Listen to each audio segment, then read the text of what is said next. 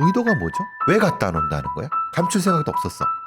다른 동기를 가지고 생각해봐야 되겠다라는. 굉장히 이 사건은 이상하다. 범인의 프로필 자체가.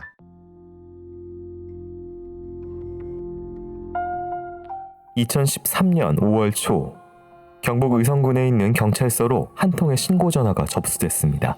중년 남성은 떨리는 목소리로 아내가 일하러 나간 뒤 연락이 두절됐다고 했습니다. 경찰은 실종 전후의 사정을 파악하기 위해 남편에게 자세한 상황을 물었습니다. 아내가 일을 한 지도 벌써 7년 정도 됐을 겁니다.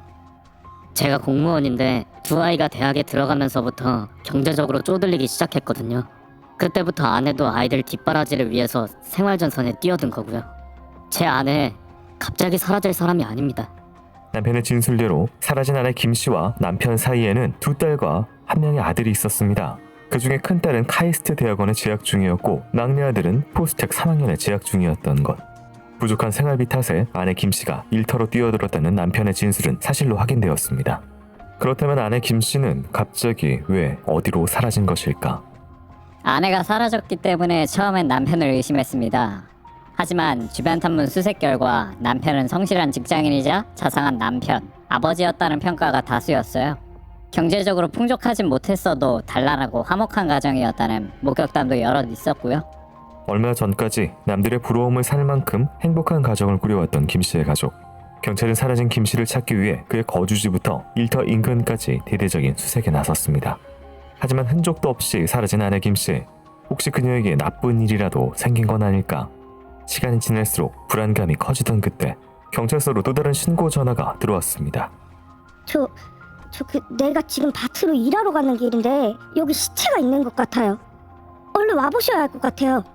신고를 받고 출동한 곳은 경북 의성군 봉양면 안평 1리의 한 야산.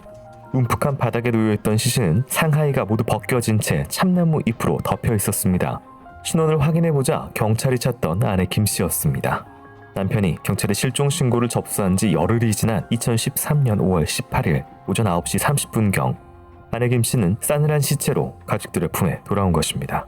시신 수습 당시 피해자의 시신에서 별다른 외상의 흔적은 발견되지 않았습니다. 다만 옷이 모두 벗겨져 있었던 것으로 보아 성범죄를 의심하고 있습니다. 평범한 일상을 살아가던 김 씨의 허무한 죽음으로 그녀의 가족들은 원통한 눈물을 흘리며 경찰에 부검을 의뢰했습니다. 대체 그녀의 죽음에는 어떤 진실이 숨겨져 있는 것일까?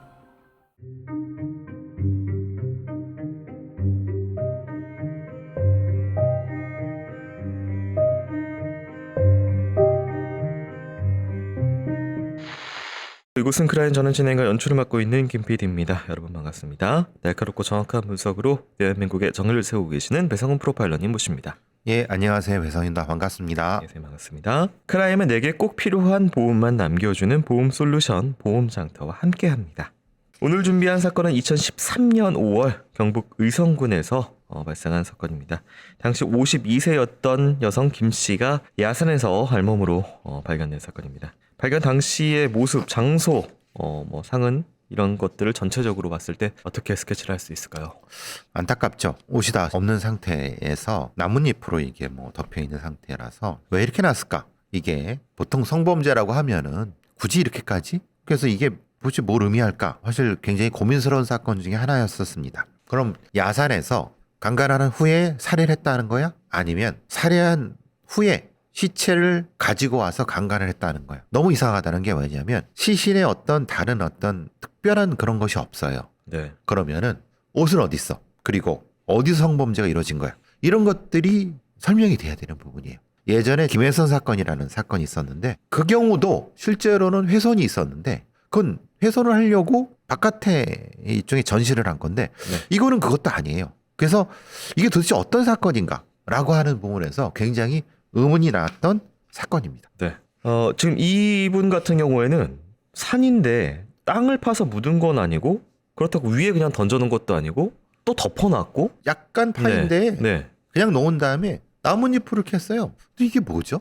의도가 뭐죠? 그게 뭐 안 걸리려면 묻든지 그러니까요. 아니면 관계 없으면 그냥 던져놓든지. 그러니까 뭔가 감추려고 하는 건 아니었어요. 그냥 자연스럽게 덮인 것보다 조금 더 나아간 정도예요. 그럼 이 짓을 왜 하냐 이 말이에요. 아예 그럼 묻은 것도 아니고. 네. 옷은 어디 있어 그럼? 옷은 현장에서 발견이 안 됐습니다. 그렇죠. 그러면 범행 현장은 어딘 거야, 그럼? 그럼 다른 범행 현장이 있었다고 보는 게 맞겠죠. 거기서 살해한 후에 여기 있다? 시신을 갖다 놨다고 보는 게 맞겠죠. 그러면 갖다 놓는 건 갖다 놨다 하더라도 왜 갖다 놓는다는 거야? 묻거나 유기하거나 뭘 해야지. 네. 감출 생각도 없었어. 이거는 다른 동기를 가지고 생각해봐야 되겠다라는 추정이 가능하죠. 네. 지금 이 51세 피해자 김 씨 같은 경우에는요, 당시일날 이제 일터에 나갔습니다. 근데 바로 실종이 됐고요. 그날 이후에 10일 만에 야산에서 발견이 됐어요. 그러니까 살인의 시점, 유기의 시점 같은 것들은 이걸로서는 파악할 수가 없을까요? 모르겠어요. 왜냐하면 네. 추정은 가능하죠. 죽였어. 안에서 성범죄에서 죽였어. 근데 막 두지고 다니니까 놀래갖고 갔다. 이렇게 했을 수도 있어요. 네. 그러면 범행은 이루어지고 시체 있는 상태에서 싹 두진 다음에 갖다 놨다는 건지 이거를 설명이 잘 안 돼요. 판결에도 마찬가지고. 살해나 그런 시점은 아마 그 당일 정도 당일이겠죠. 추정하지만 네. 유기는 언제 나타났는지는 조금 확인을 해봐야 되는 모르겠어요. 상황이다. 이게 그러면 나중에 시체가 거기 있는데 수색을 했다면은 그 수색했던 경찰을 다 징계 먹어야 되는 거고 반대면은 그 안에 있었다는 건가? 그게 가능해? 그럼 부패가 돼야 되는데 이상하잖아요. 네. 이게 부패가 이게 이상한 거예요. 네, 일단 남편 같은 경우에는 보통 이제 아내가 사망을 하는 경우, 살해를 당한 경우 제1 용의자로 보통 올라오게 되는데요. 이 남편 같은 경우에는 뭐 의심점이 있을까요? 처음에는 의심점이 더 갔고 아무래도 했는데 별다른 게 없었어요. 워낙 부부 사이가 좋았고 남편이 부인을 돕기 위해서 어떤 지역을 검침을 하고 다녔어요. 그랬다고 보면 그거는 알리바이가 성립이 되죠. 네. 그러니까 이제 그 가능성은 아주 낮았어요. 네. 경찰은 아내 김 씨가 실종되기 직전 그녀의 마지막 동선을 수색하며 타살의 증거를 찾기 위해 조사를 이어갔습니다.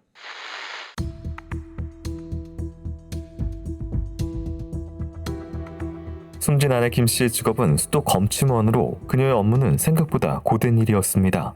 한 달에 1,200여 가구를 일일이 방문해 수도를 검침해야 했는데 이는 휴일을 제외해도 하루에 45가구를 방문해야 하는 일이었습니다. 게다가 김 씨가 맡은 농촌 지역은 집이 모두 띄엄띄엄 있다 보니 도심지보다 더 피로도가 높았던 것 때문에 그녀의 남편은 종종 힘든 아내를 위해 회사에 휴가를 내고 함께 검침을 다니기도 했습니다. 아내가 실종된 날도 회사에 하루 휴가를 내고 아내 일을 도와서 함께 일을 나갔었습니다. 다음날 비가 온다는 예보가 있었거든요. 비 오면 검침 다니기 힘드니까 전날에 미리 여러 집을 방문하려고 했던 거였어요. 그렇게 김 씨는 남편과 구역을 나눈 뒤 5월 9일 봉양면, 양평 1리와 화전 3리 등의 수도 검침 업무를 하러 나갔습니다. 하지만 업무를 마친 지 6시가 지나도록 약속 장소에 나타나지 않은 아내 김 씨. 남편은 아내가 연락도 받지 않고 1시간 가까이 집에도 오지 않자 경찰에 신고했던 것입니다. 남편분께 신고를 받고 총 200여 명과 경찰견 4마리 등을 동원해 인근 지역을 수색했지만 별 성과가 없었습니다. 이후 공개 수사로 전환해 집집마다 2-3번씩 탐문 수사를 벌였고 실종 현장 인근 도로와 야산 등도 샅샅이 뒤졌지만 김 씨의 흔적은 발견되지 않았습니다. 경찰은 집집마다 2-3번씩 탐문 수사를 벌였고 실종 현장 인근 도로와 야산도 샅샅이 뒤졌으며 인근 CCTV 분석도 전부 했다고 했습니다. 그렇게 많은 인력이 투입됐음에도 불구하고 김 씨의 흔적조차 찾지 못했던 상황. 그런데 실종이 10일이 지난 그때 마을 주민에 의해 야산에서 김 씨의 사체가 발견된 것입니다. 당시는 5월 초중순으로 연일 20도를 넘나드는 초여름 날씨였습니다. 때문에 시신의 부패 속도도 빨랐고 실제로 발견 당시 시신은 상당히 부패된 상태였습니다. 당연히 시신 썩는 냄새가 났을 텐데도 경찰은 물론 수색견까지 시신을 발견하지 못했던 것입니다. 요 앞에 있는 걸 초여름에 열흘이나 지나서 발견했잖아요. 혹시나 시간이 지나서 증거 같은 게 없어졌을까봐 그래서 걱정이 되는 거죠. 경찰은 김 씨가 발견된 야산을 중심으로 다시 한번 CCTV 분석을 통해 그녀의 동선을 쫓았습니다. 그리고 그녀가 실종되던 날 오후 5시쯤 김 씨가 안평 1리의 한 주택으로 들어갔다가 나오는 모습을 포착했습니다. 김 씨가 마지막으로 목격된 주택은 시신이 발견된 곳에서 고작 900m 떨어진 곳이었습니다. 김 씨는 그곳에서 검침을 마치고 나온 이후 동선이 끊겼어요. 분명 그 마을에서 무슨 일이 있었던 것으로 추정됩니다. 김 씨가 마지막으로 검침을 한 이 마을은 인가에서 멀리 떨어진 농촌 지역이었습니다. 그런데 그때 부검 결과 피해자의 질 내에서 정액 양성 반응이 나왔습니다. 성범죄의 정황 증거가 드러난 것입니다. 이 DNA를 남긴 범인은 과연 누구였을까?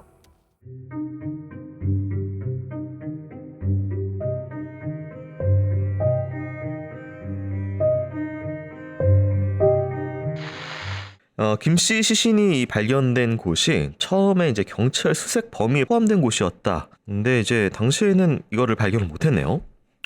좀 안타깝죠. 전문 수색팀이 아니고 그냥 이제 의경들이나 기동대들 풀어갖고 한 거예요. 쑤시고 다닌 거예요. 네. 그러니까 했다고 해고 안 했을 수 있는 거고 그냥 놓쳤을 수도 있는 거예요. 그러니까 네. 몰라요.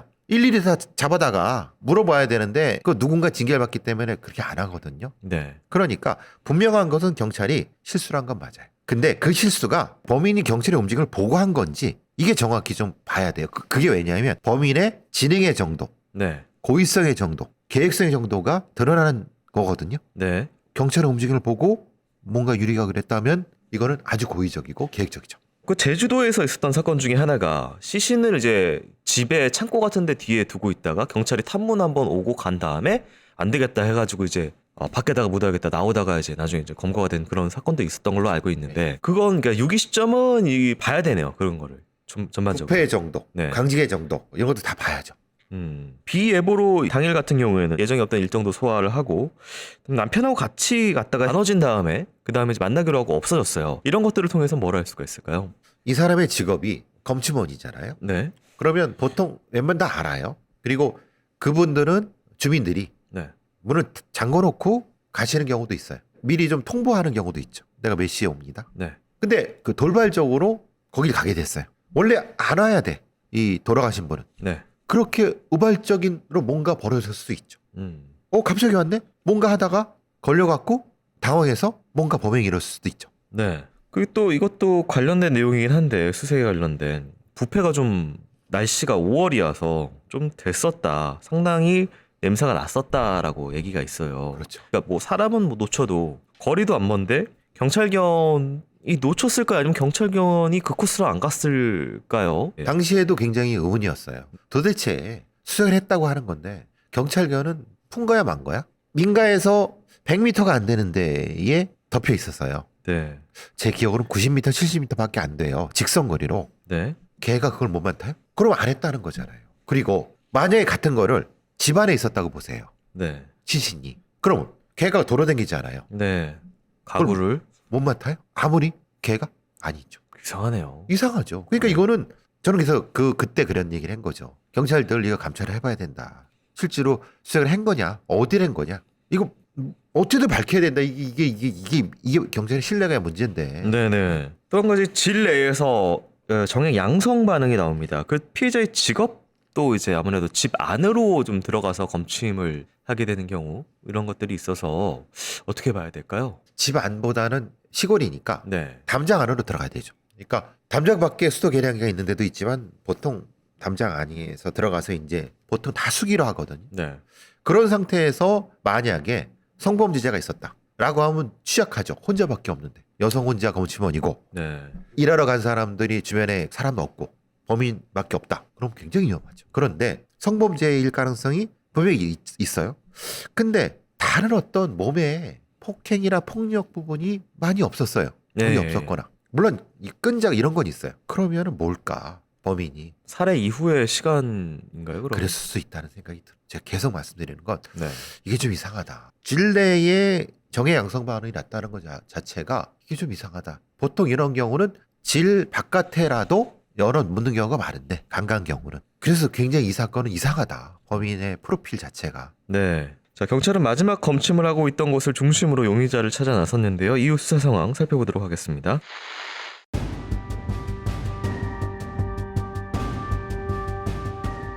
경찰이 해당 마을의 주민들을 대상으로 집중 탐문 수사를 벌이던 그때 수상한 용의자가 나왔습니다. 용의자는 실종 당일 김 씨가 방문 예정이던 곳에 거주하던 30대 남성으로 고등학교 졸업 이후 사회생활을 하지 못한 채 집안에서 대부분의 시간을 보내던 사람이었습니다. 남성은 30살의 임 씨로 정신적으로 불안한지 진술 일체를 거부했습니다. 그런데 숨진 김 씨가 발견됐던 야산 근처가 임 씨의 문중 납골당 근처였습니다. 아마도 김 씨의 유기지 인근을 잘 알고 있었을 것으로 보이는 임 씨. 그리고 그의 평소 행적에서 충격적인 사실들이 드러나기 시작했습니다. 임 씨는 대부분 집에서 컴퓨터 게임을 하거나 TV나 음란 동영상을 시청하며 보냈는데 음란 동영상들이 강간을 소재로 한 것이 많았고 특히 중년 여성을 대상으로 한 음란 동영상 및 사진을 다수 시청하거나 보관하는 등 중년 여성에 대한 성적 환상을 가지고 있었던 것으로 보입니다. 이뿐만이 아니었습니다. 사건이 발생되기 얼마 전인 2013년 3월 29일경 그는 살인을 주제로 한 동영상인 일명 스너프 필름을 여러 편 다운받아 시청했으며 4월부터 5월 사이에는 강간 또는 성적 학대를 당하고 잔혹하게 살해당한 여성들의 사진 약 108장을 다운받아 봤던 사실도 드러났습니다. 이러한 행동은 피해자 김씨가 실종되기 이틀 전인 5월 7일까지 이어진 것으로 확인됐는데 심지어 김씨가 실종됐던 9일 새벽에는 이씨의 인터넷 검색창에 살인도구, 현장 검증, 연쇄 살인범 등의 키워드가 남아있던 사실도 발견됐습니다. 경찰은 DNA 확인을 통해 용의선상에 오른 남자 임씨의 DNA를 검출했습니다. 임씨에 대한 정황 증거는 말 그대로 차고 넘쳤습니다. 그런데 명확한, 직접적인 증거가 없어 난감했어요. DNA 분석 결과만 기다리고 있었는데 며칠 뒤 연락이 왔습니다. 피해자 지은의 DNA와 임씨의 DNA가 일치한다고요. 사실상 용의자 임씨가 검침원 김씨를 강간했다는 명백한 증거가 나온 상황. 그런데 임씨는 그때부터 닫았던 입을 열기 시작했습니다. 저는 피해자를 강간하지 않은 건 물론이고 강간을 시도한 사실조차도 없습니다. 그날 피해자가 수도 검침하러 저희 집에 왔던 건 사실이에요. 제가 욕실한 보일러실 수도꼭지에서 물이 새는지도 한번 점검해달라고 요구를 했었습니다. 그런데 그 검침원이 저를 이상한 눈초리로 보더니 갑자기 휴대전화로 누군가랑 통화를 하려고 하더라고요.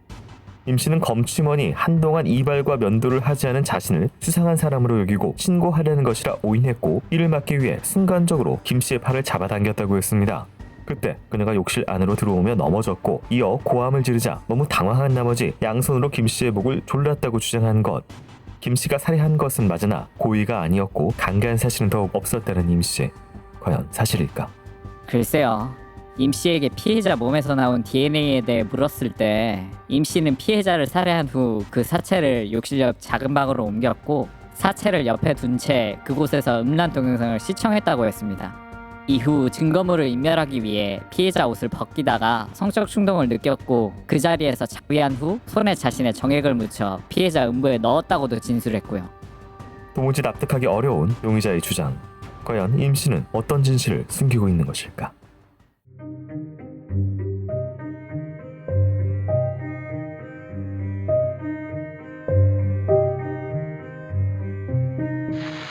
네, 용의자 임씨가 나왔는데요. 이 은둔형 외톨이 같은 생활을 해왔다. 그리고 저 포르노를 좀 과하게 소비했다라고 이제 프로필이 좀 나올 것 같은데 앞서서 저희가 현장에서 계속 이상했던 이해 안 되는 그런 행동들과 상황들하고 좀 연결이 되는 부분이 있을까요? 있을 수 있죠.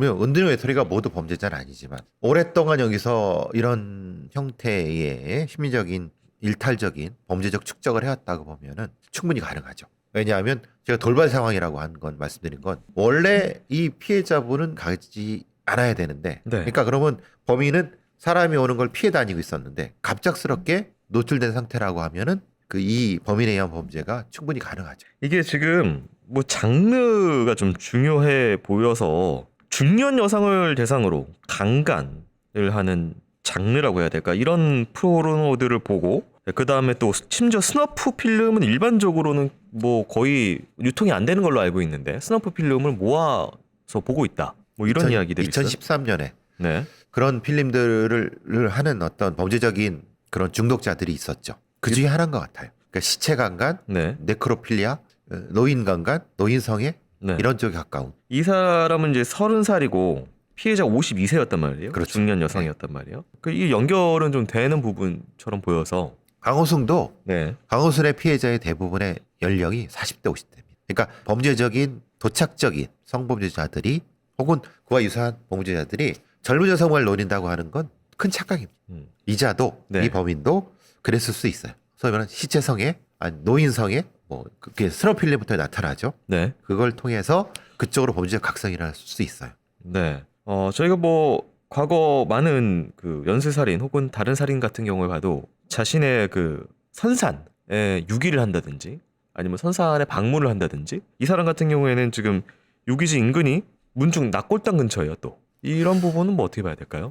퇴행성을 가진다고 하면 심리적 안정을 가질 수 있는 공간이 범행지가 될 가능성이 높죠. 어렸을 때 놀았던데 그런 데에서 마치 소꿉놀이 하는 식으로 범행을 했어요. 그게 퇴행성이에요. 범죄적 퇴행성. 네. 그래서 이게 좀 심적으로 편한 장소니까 거기서 유기를 하더라도 덜 불안한 그런 그렇죠. 느낌인 거군요. 그래서 거기서 네. 마치 소꿉장난하듯이 네. 시신을 전시하거나 뭔가 이랬을 수 있을 가능성이 있죠. 그래서 네. 설명이 될 수 있는 겁니다. 임 씨의 당일 범행 진술을 보면은 안에서 한번 뭐 물이 새는지 봐달라고 해서 들어왔었다. 근데 뭐 갑자기 통화를 하고 그래서 뭐 수상한 신고인 줄 알고 갑자기 뭐 하다가 뭐 죽이게 됐다. 뭐 거의 이 정도 말인 것 같은데. 근데 그거는 네. 본인의 얘기고 네. 피해자 탓을 하는 거죠. 피해자가 날 신고하려고 그래서 갖고 네. 내가 했다는 거잖아요. 네. 그건 뭐 일고의 가치가 없고 네. 본인이 가지고 있는 범죄적인 어떤 사항에 피해자가 아주 재수없게 들어왔고 네. 그 범죄적인 망상을 실현한 거죠. 근데 이걸 어떻게 봐야 될까요?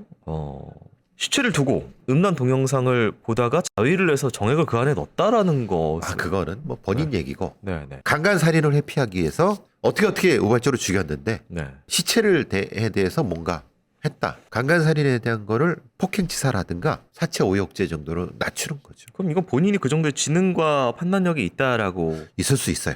우리가 보통 네크로필리아라든가 이런 범죄자들이 뭔가 아주 심신이 미약하다고 생각하는데 그렇지 않습니다. 멀쩡한 정신인데 이런 쪽으로 각성이 되는 거죠. 이성적으로 합리적 판단을 할 수 있으나 그럼요. 이상 성욕이 있다. 그럼요. 근데 시신이 다른 방에 옮겼고 나중에 그 안에 이제 정액이 들어가게 된 과정에 대해서 이야기를 하다가 이게 나온 것 같은데, 그렇다면 이것은 전반적으로 시간에 관련된 다른 것을 암시하는 이야기로 볼 수가 있을까요? 그렇죠. 뭐 게리 리지웨이 같은 형태가 대표적인 시체 강간범이지 않습니까? 네.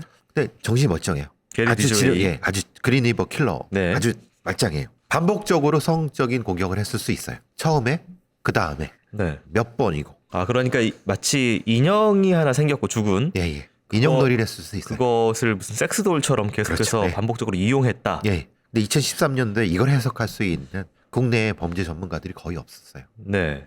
2014년도에 이게 무슨 사건인지를 몰랐어요. 그러니까 이 판결문이나 수사가 보시면 너무 허술하잖아요. 이게 뭐 심신미약이냐 이거 가지고 따지는데 노인성의 네크로필리아에 대한 이해 자체가 없어요.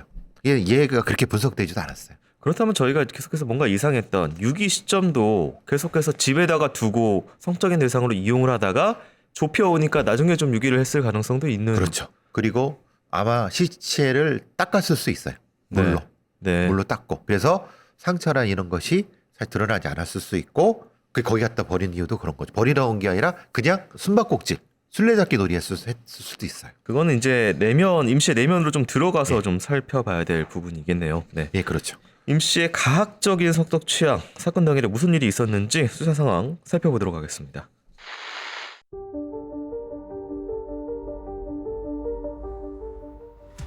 궁지에 몰리자 강간의 의도가 없었다던 임씨는 돌연 진술을 바꿔 욕정이 있었다며 자신의 살해 동기에 대해 인정하는 진술을 이어갔습니다. 그런데 그때 임씨 변호인 측에서 놀라운 주장이 나왔습니다. 저희 피고인의 정신 감정 결과를 보면 자폐적인 사고, 무의욕, 무감동, 사회적인 위축 및 기능의 저하와 같은 정신병적인 임상 증상이 보인다고 나와 있습니다. 이는 임씨가 정신질환으로 인해 현실 검증력이 손상된 상태에서 범행 당시에도 사물 변별력 및 의사결정력이 손상된 심신 미약 상태였다는 걸 증명합니다. 실제로 임씨는 학창시절부터 왜소한 체격으로 인해 또래들에게 괴롭힘을 자주 당해 혼자 보내는 시간이 많았고, 고등학교 시절에는 불안, 두통, 우울, 부정적 사고, 강박적 행동, 환상과 망상 사고 등의 증상으로 약물 치료를 받은 기록도 있었습니다. 이후 신체 검사에서도 5등급 판정을 받아 병역도 면제받았던 임씨.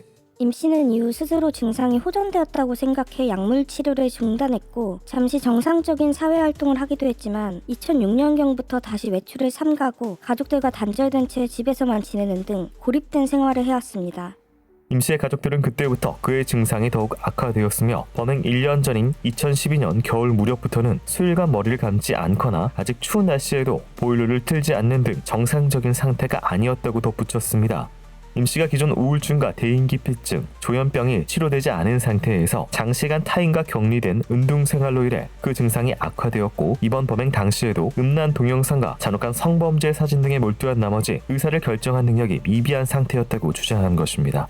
하지만 임 씨는 피해자를 살해한 후 증거물이 될 만한 옷과 신발 등을 불에 태웠고 불에 타지 않은 휴대전화, 안경 및 옷에 붙은 지퍼 등에 쇠붙이는 분리해 잘게 조각내어 따로 버리는 등 치밀하게 증거물을 없앴습니다. 뿐만 아니라 5월 10일 새벽경 사망한 김 씨의 사체를 자신의 모닝 승용차 뒷좌석에 직접 싣고 그곳으로부터 약 900m가량 떨어진 야산으로 가 사체를 끌어내렸습니다. 이후 자신에게 익숙했던 문중 납골당 입구길로가 우측 나무 밑에 그 사체를 눕힌 뒤 나뭇잎으로 전신을 덮는 방법으로 사체를 유기까지 했습니다. 과연 이 모든 범행을 저지른 임 씨를 심신미약자로 봐야 할까? 임 씨가 10대 후반부터 정신질환으로 장기간 치료받은 경력이 있고 지금까지 비정상적인 생활을 해온 점은 인정합니다만 임 씨에 대한 심리 검사 결과를 보면 또 얘기가 다릅니다. 실제로 임 씨에 대한 심리 검사에 따르면 임 씨의 잠재 지능이 평균 수준에 해당할 것으로 추정되고 현실적인 자각이 어느 정도 가능하며 논리적인 사고 능력도 적절한 수준으로 유지되는 것으로 나타난다는 판단이 내려지기도 했습니다. 하지만 이러한 반박에도 임 씨는 정신질환으로 인한 심신미약을 이유로 치료 과모를 청구하고 있었습니다.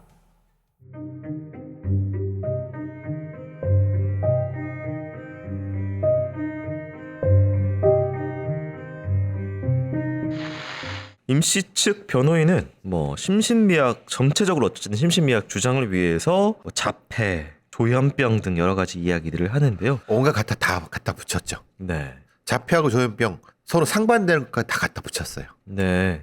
근데 그거를 검사가 정확히 구분했어야 되는데 구분 안 했어요. 어떻게 보세요? 이게 실질적으로 이제 뭔가 사회생활을 잘 못했던 부분들은 있어 보이긴 하는데, 네. 네, 있어 보이는데 네. 사회생활을 못했다는 것이 이 사람이 정신적으로 자기가 뭘 하는지 모르는 건 아니에요. 그러니까 일명 진압력이 있느냐의 문제. 예. 진압력이 있고 상황 판단이 있고 네, 자기가 성범죄 하고 있다는 걸 알고 있어요. 그런데 자기가 피하려고 하니까 오랜 어떤 혼자 생활해 갖고 판단이 느리고 의사결정 안 돼 이렇게 주장을 하고는 하는 거죠.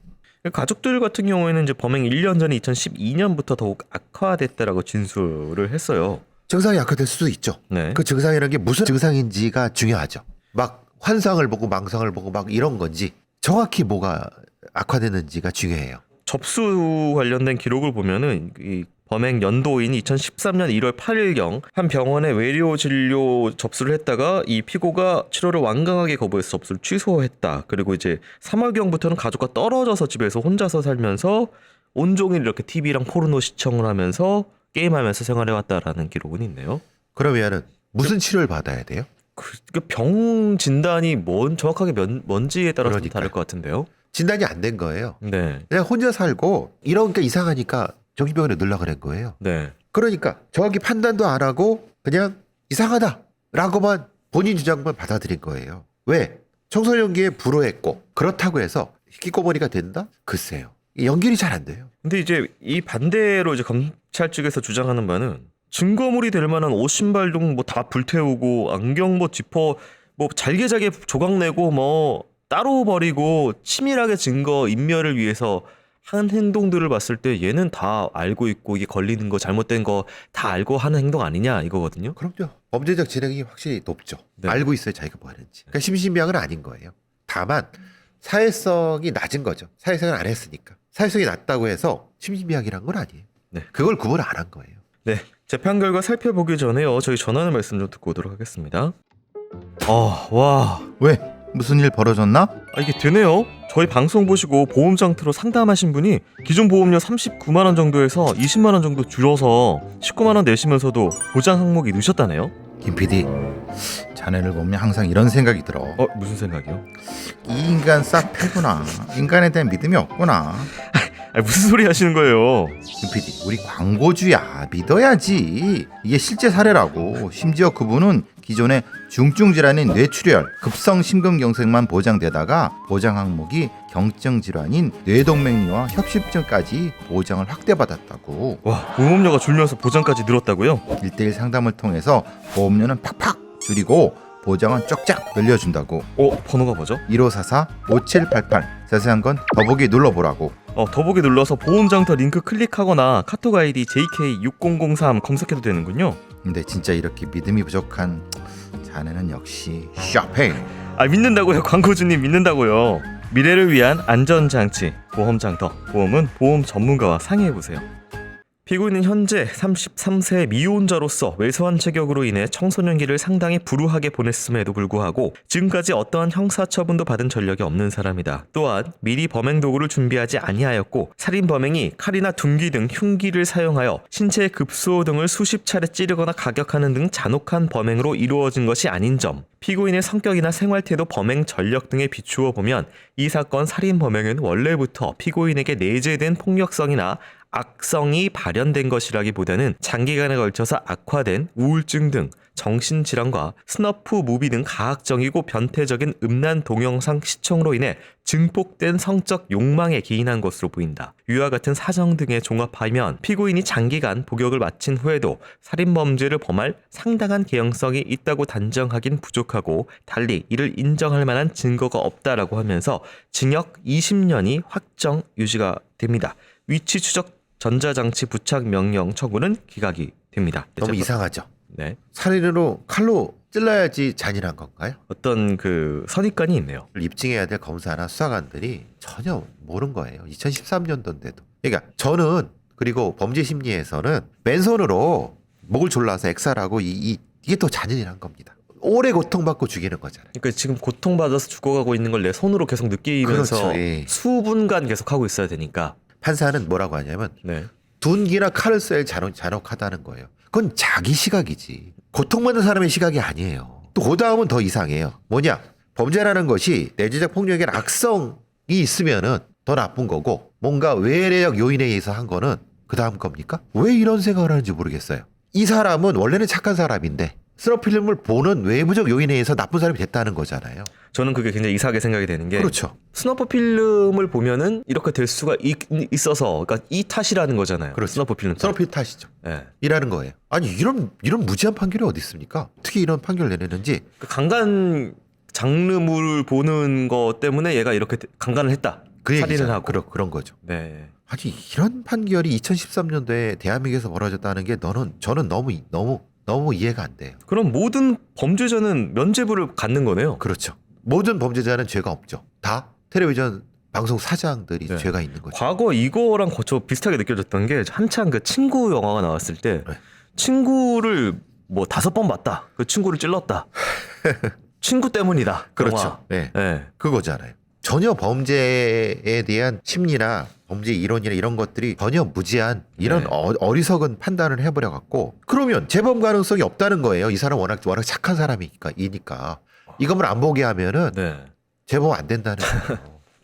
그 얘기잖아요. 아 근데 저희 판결문에 그래서 무슨 뭐 코러스나 뭐 평가나 이런 것들이 첨부돼 있는 줄 알았는데 그것도 없더라고요. 없어요. 따로. 그죠. 네. 그리고 PCLR 테스트 점수가 있죠. 6점. 뭐 그게 말이 됩니까? 네? 어쨌든 징역 20년이면은 늦어도 53세. 지금 한 10년 남았네요. 10년쯤 뒤쯤에는 출소를 하네요. 53세의 나이로. 더 나왔을 수도 있죠. 네. 근데 지금 제가 보기에는 굉장히 위험해 보이는데요. 그렇죠. 사람이? 위험하죠. 네. 출소 후에 케어 안 되면은 네. 이건 뭐 시체강간범, 네. 노인강간범 바로 재범률이 높겠죠. 그러니까 시체강간범이 위험한 이유가 본인이 옛날 뭐 과거 시대 뭐 무덤지기가 아닌 이상 시체를 만들어야지 시체강간을 할 수가 있기 때문에 그렇죠. 누군가를 죽인다는 말이잖아요. 그렇죠. 게리 리지의 같은 유형이 되겠죠. 네.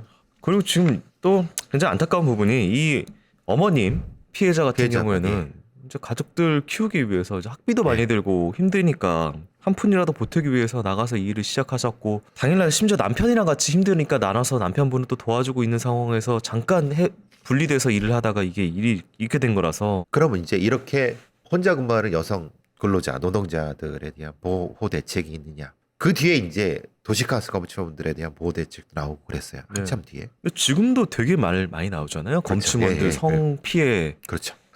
안타깝습니다. 사실은 이런 그러니까 집안에서 있는 범죄자들에 대한 부분이 방어가 안 된다는 게. 네. 자, 억울한 죽음을 당하신 피해자의 명복을 빕니다. 교수님 오늘도 수고하셨습니다. 수고하셨습니다.